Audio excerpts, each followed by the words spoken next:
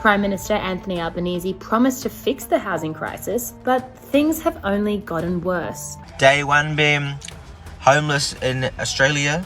We now live in a society where it's becoming quite normal for children to have experienced some form of homelessness before they finish primary school. We just found out we're about to be homeless. I'm noticing that there is a huge problem with homelessness in the Melbourne CBD. Some people camping here are working families who can't find a rental. It's day 38 living in my car. You don't end homelessness by destroying homes. The housing market isn't just broken, it's hostile, and people aren't just struggling to pay rent, they're becoming homeless. Rent is outrageous, mortgages are crushing, public housing is gutted, and the dream of owning a home, for most Australians, it's gone, completely out of reach. What used to be a milestone of adulthood is now a fantasy reserved for the wealthy. Families are being forced out of suburbs they've lived in for decades. Young people are stuck in overcrowded share houses. Pensioners are quietly packing up because they can't keep up with rent hikes. And more Australians are ending up in cars, tents and shelters, not because they're irresponsible, but because the system has abandoned them. The government calls it market forces.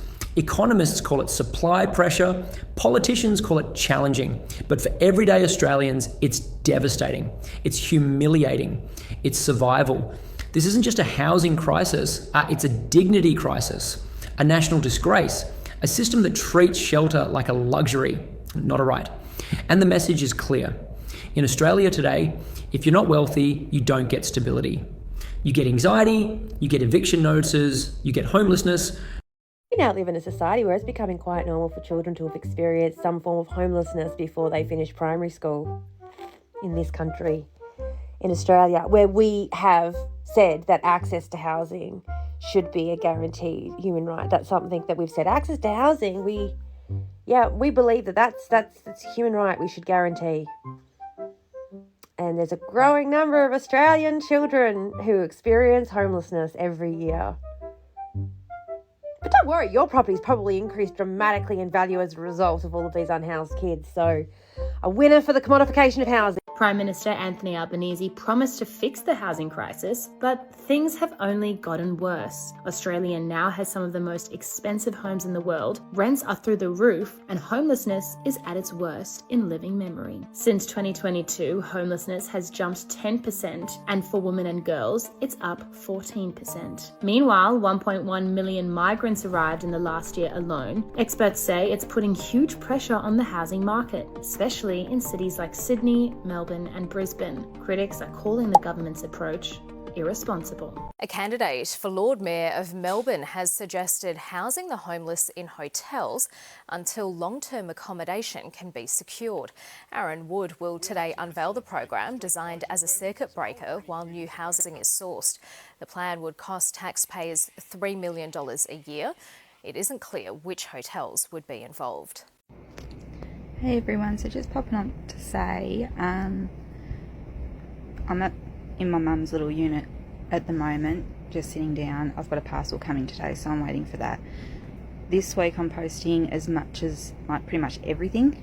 I'm using mum's, she's only got like a little one-bedroom container home, so there's no room for me and the girls, but we're just couch surfing where we can. But I am okay. But yeah, we're just going with the flow with it all.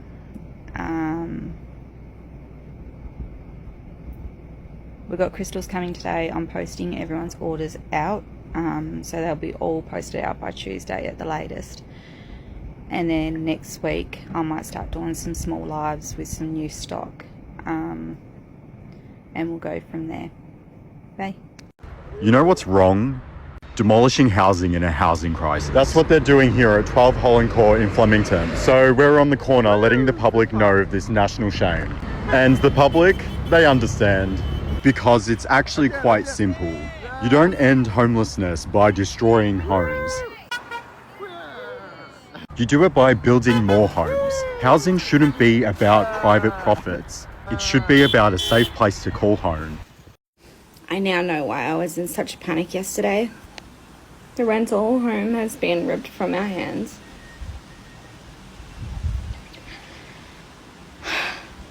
This market is so unforgiving. There's a reason why there are so many homeless people in places like Blacktown right now. I've been knocking on real estate agents' doors and asking to see what their rental list looks like. Here's an example. We have 3 homes on a rental list. One of them's already taken. The other 2 are granny flats. They're $530 a week and $420 a week for 2-bedroom granny flats. One of them's a little bit older as well. So people can't afford to rent. They're not family homes. We're talking about little granny flats. Now, the real issue here is the last 4-bedroom house that they leased was $950 a week in Blacktown. People cannot afford this. Something can be done, something must be done, and we don't have people in Canberra that understand what needs to be done. I can fix this. I can fix this. If you live in McMahon, vote for me, Matthew Camanzulli, and we'll fix the housing crisis. Authorised by Rob Stevenson, Level 7, 1 Horwood Place, Parramatta. So the staff here, what would they be doing? They would be just having a chat, just asking a general people conversation. Where you're staying. We try and get our staff to provide a little bit of intel too back to us in terms of, hey, where are these mob from? Like, find out what community they're from, what the reason for they're in town for. Do they need any assistance? Do they need any help? Yeah. Are they looking for accommodation? You know, are they here for sorry business? Like, this is valuable information that we can then take back to other service providers, you know. But we want to try and have as much communication and intel as possible. So it'd be just getting over that apprehension of your patrol coming up to mob and mob not seeing it as, oh, we're being moved on. Yeah. We're in trouble. It's just saying, oh, actually, they're just checking in on us, checking right? in. Yeah. And that's something that our staff do really well, is they learn that value in how to approach a conversation. And, you know, you can see there, like, you know, that it's non-threatening, you know, the way that our staff are standing, how they're engaging. And it's about just letting them know that, you know, they're be respectful on Larrakia land and country, and want to make sure that everyone feels safe. And if anybody is feeling vulnerable and, you know, unsure of where they can go or what they could do, we're there to help them. Melbourne couple Laura and Jared Maltby are living a real-life nightmare after hiring a junk removal service called Junk to get rid of some old wood. They were shocked when they got a $514 bill, way more than they expected. They refused to pay. But in the fine print, Junk says if you don't pay, they can return the value in rubbish. Soon after, 26 filthy mattresses were left outside their home. Laura left bad reviews online and things just got worse. Over the past 12 months, the couple says they've spent $200,000 defending themselves in court after entities linked to Junk sued them for defamation. Now they're fighting to keep their home. What do you think? Fair punishment or total overreaction?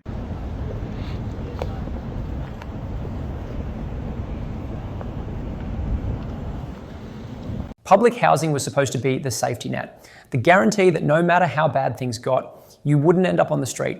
But in Australia today, that safety net has been shredded. Waiting lists stretch for years. Stock is crumbling, underfunded and neglected, and new builds practically non-existent. Governments talk about affordable housing initiatives, but what they really mean is token gestures, pilot programs, press releases, and promises that never materialise. Meanwhile, developers are handed incentives to build luxury apartments no one on a normal wage can afford. Shelter has been privatised, commodified, and auctioned off to the highest bidder. And the people left behind, they're not lazy.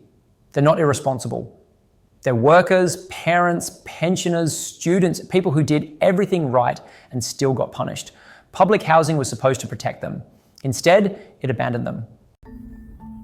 This is a grim snapshot of Queensland's homelessness crisis. Tent cities are springing up across the state. Some people camping here are working families who can't find a rental.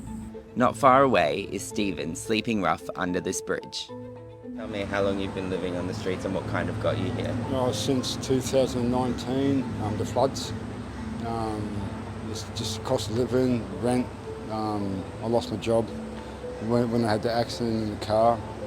I lost my job, lost the car, couldn't get to work, lost my job, and everything just went downhill. Have you seen more and more tents popping up? Yeah, heaps, yeah. It's shocking, it's not right, just the way. There wasn't many at the time, but now there's heaps, but you go walking in bushes, places, and you just seem to just everywhere, poor buggers, yeah. I feel for them sometimes, so. Good morning, guys. Just me doing my daily video of bedding. I need to go to bed. Begging, pleading, and praying that someone sees my videos about our housing situation so we don't become homeless in February and are on the streets. Anyway, I hope that my brain scrambled today. We are looking for a 5+ bedroom house around the Hunter region. If anyone knows of anyone or any of the real estates down around this way see this video, please reach out if you have any 5+ bedroom homes, because I've tried everything and anything and nothing's just working. Nothing at all. No feedback from the real estates, etc, etc. Haven't heard from housing in a while. So yeah, that's my video for the day. Have a beautiful and blessed day. Homeless people, you're fucking maggot. It's day 38 living in my car, and lately I've been just missing having somewhere safe that you know is safe to be, because I've been reminded that it's not safe to like live in a car all the time. You know, the other night some dude set a car on fire next to me. A few years ago when I was doing this, I had my car almost stolen off me at nighttime and in the morning. Like 2 times it almost happened. But I guess I'm just grateful I'm in like a nice neighborhood and that hasn't happened again. So yeah, we're going strong. We're going strong. And apart from that, like, sleeping in the passenger seat of a car, it's not that bad. Like, there is a difference between a bed and a car seat, but at the end of the day, I wake up and I go to work, and it doesn't really change much. As long as I can shower and wash my clothes, there's honestly not much of a difference apart from just having a safe place to sleep. So yeah, but I have been thinking about it lately. Anyway, it's day 38. Going strong. So I'm just down here at Flinders Station, Flinders Street. We're about to meet up with Glenn Fisher, and we're about to go for a walk around the streets of Melbourne City, just to see if we can help anyone out here. I'm noticing that there is a huge problem with homelessness in the Melbourne CBD, and honestly these people look seriously unwell. Some of them, we've noticed, need to go to hospital for injuries. Some have severe mental health, AOD issues. It is extremely complex out here, so it should be a really eye-opening day. And honestly, at first I thought the streets were quite clean and there wasn't really much going on, but I've noticed that it is quite bad out here. So Glenn has arrived and he's already helping someone already. He was here like 30 seconds and he's already out there helping a young lady. So it should be a really good day, but also at the same time it's so fucking heartbreaking to see what's happening. We just found out we're about to be homeless. Like, so stressful. So, bit of a backstory. We're moving into a house that isn't quite ready yet, and the last tenants who were in it had just trashed the place. So it is just totally slowed down the whole moving process. It's actually been going on for a little while, which is no one's fault. It's just a shit situation. So we're currently staying in Michael's friend's house. We're renting it off of him and his wife, and they have asked us to move out sooner rather than later because they're getting other tenants in. Look, we don't have a lease signed, so you know, it is what it is. But essentially, yeah, we need to be out by the 28th, but we actually going away on the 24th, so we need to be out on the 24th. So we need to move out of our house. We're going on holiday up to Cairns, then we come back and we stay in an Airbnb for hopefully just a week, maybe more, who knows. So now I'm just like, fuck, I gotta clean my house, pack my house, find somewhere for my dogs to go, because finding an Airbnb with a dog is just, for doggies are just ridiculous. So yeah, a little bit stressful, a little bit of a plot twist, but trying to stay calm. It's going to be good because at least we're going to be out of that place, and I feel like we're actually getting a little bit closer to moving into our dream home, which is going to be amazing. So yeah. Oi, that's not good. Oi, Singapore, me? Do you have a housing crisis? What do you mean, like people not being able to afford houses? Yeah, no, we've got a home ownership rate of like 90%. That's not possible. How'd you do it? We just, build houses. What do you mean we, like your private property developers? No, we, the government of Singapore, just built houses. And then what? Then we sell them to people who, need houses. Ugh, government housing must be pretty povo. What's that? Oh, that's our government housing. Like 80% of people in Singapore live in government housing. Didn't you used to do something similar? Oh yeah, nah, but that was a long time ago. Your government used to build housing. You brought home ownership up from 32% to 70%. What? Just do that again. Yeah, nah, we can't be doing that now. Says who? Oh, the private property developers. Isn't that the only group of people that actually benefits from your housing crisis? No, not just them. Banks love it. And the 1% of property investors who own 25% of the properties. Whoa, what's that? Hey, now that $94 million donated by property developers over the last 20 years has no bearing whatsoever on our decision to stop building government housing. And just because I own 5 investment properties, in no way influenced our decision regarding the tax breaks that we give to property investors.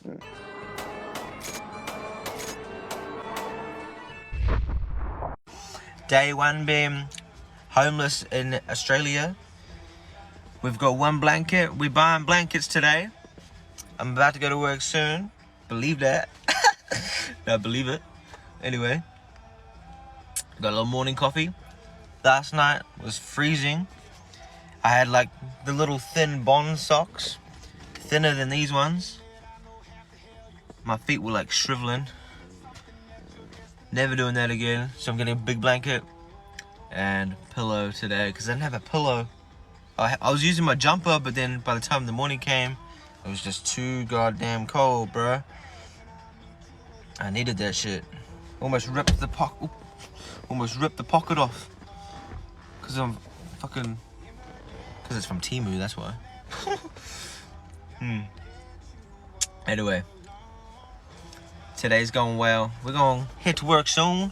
Got a little caramel latte. We're going hard, bro. Homelessness in Australia isn't just about rough sleepers in city parks. It's families living in cars. It's single mothers in motels. It's pensioners couch surfing with relatives. It's students crammed into unsafe share houses. It's the invisible crisis, hidden in plain sight, ignored by politicians and normalised by media spin, and the numbers keep climbing. Every rent hike pushes more people out. Every eviction notice adds another name to the list. Every delay in public housing construction forces another family into desperation. Homelessness isn't a personal failure, it's the inevitable outcome of systemic neglect. The government calls it complex.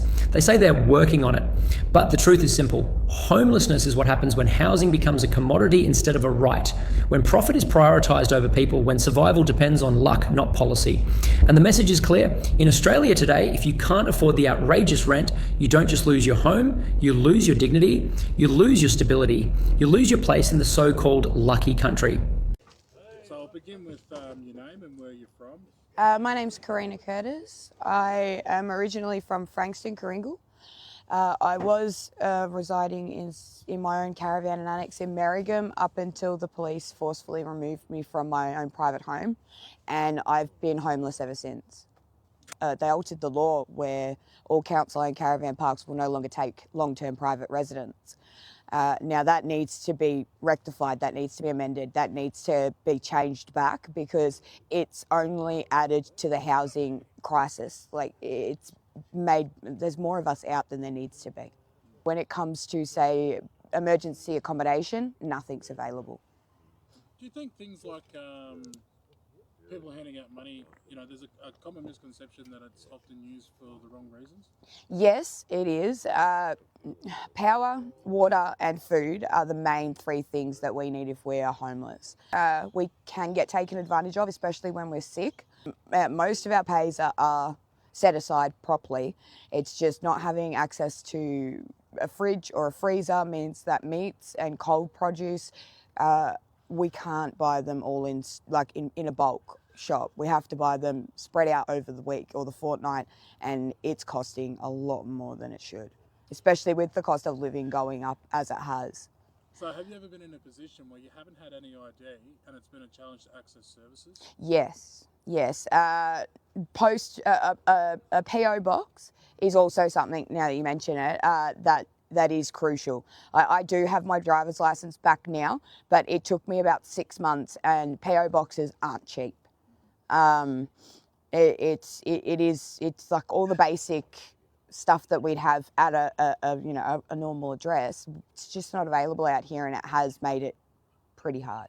I've got to go and get another PO box. Unfortunately, I had to let it run out because I didn't have the money to renew it. And being on disability only gives me so much of a discount. It's still difficult. Thank you for your time. No worries. Australia's richest man constantly begs for more immigration and tells us to stop attacking foreigners. That's not surprising. You see, Australia's richest man, Harry Triguboff, is a property developer. And if you increase the population, you increase housing demand, which makes developers richer. That is why Harry Triguboff always calls for more immigration, has never opposed it, and in fact attacks people who do oppose it. There is no world in which it is within a developer's business interest to have immigration reduced. So you include this tortured argument that I'm instead trying to distract people away from blaming developers for the housing crisis and instead trying to make them just blame immigrants. To that, you should just go through my videos where I've complained ad nauseum about the various lobbying groups that push for mass immigration into Australia, including that of the property lobby and the property elite who fund it, like Harry Triguboff. But the crux of your comment is when you solely blamed developers for the housing crisis, which when you think about it is like, how can the people who build houses be responsible for there not being enough houses? And you might say, well, land banking,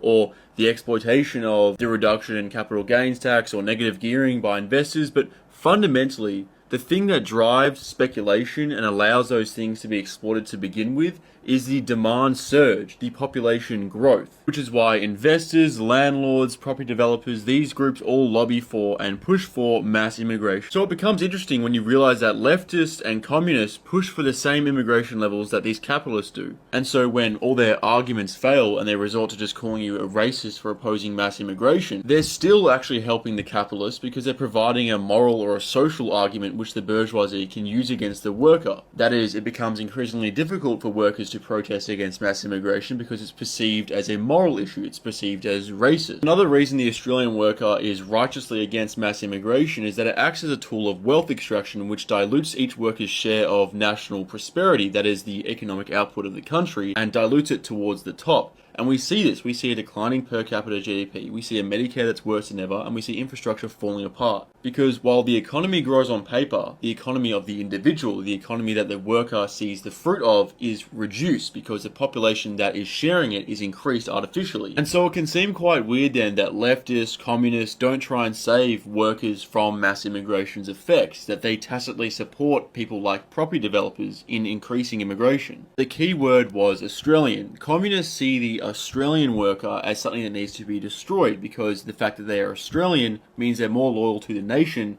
than they are to this weird concept of communism. And so communists need to employ things like mass immigration, which help to erode the national identity by bringing in these people who aren't Australian, then bring about the conditions where their ideology of communism can take over amongst the chaos created by mass immigration. So here we are, the so-called lucky country, the postcard nation, the place that sells itself as paradise.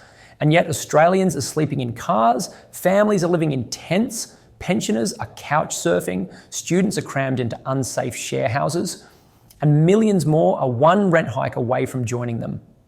Because, let's be honest, this isn't just a housing crisis, it's a national disgrace. A slow-motion collapse of dignity, stability, and hope. A system that treats shelter like a commodity, not a right. A system that rewards speculation and punishes survival. A system that tells you to be grateful while quietly draining you dry rent is outrageous. Mortgages are crushing. Public housing is gutted. And the dream of owning a home, for most Australians, it's gone, completely out of reach. What used to be a milestone of adulthood is now a fantasy reserved for the wealthy. Families are being forced out of suburbs they've lived in for decades. Young people are stuck in overcrowded share houses. Pensioners are quietly packing up because they can't keep up with rent hikes. And more Australians are ending up in cars, tents and shelters, not because they're irresponsible, but because the system has abandoned them. This isn't resilience. This isn't doing it tough. This is systemic failure. A country that tells its people to be grateful while quietly draining them dry, a government that calls suffering market forces. A media that gaslights people into thinking it's their fault. And corporations that profit off every eviction notice, every rent hike, every mortgage default. Behind every eviction notice is a story. A family forced to move out of the suburb they've lived in for years. A single parent working 2 jobs, still unable to keep up.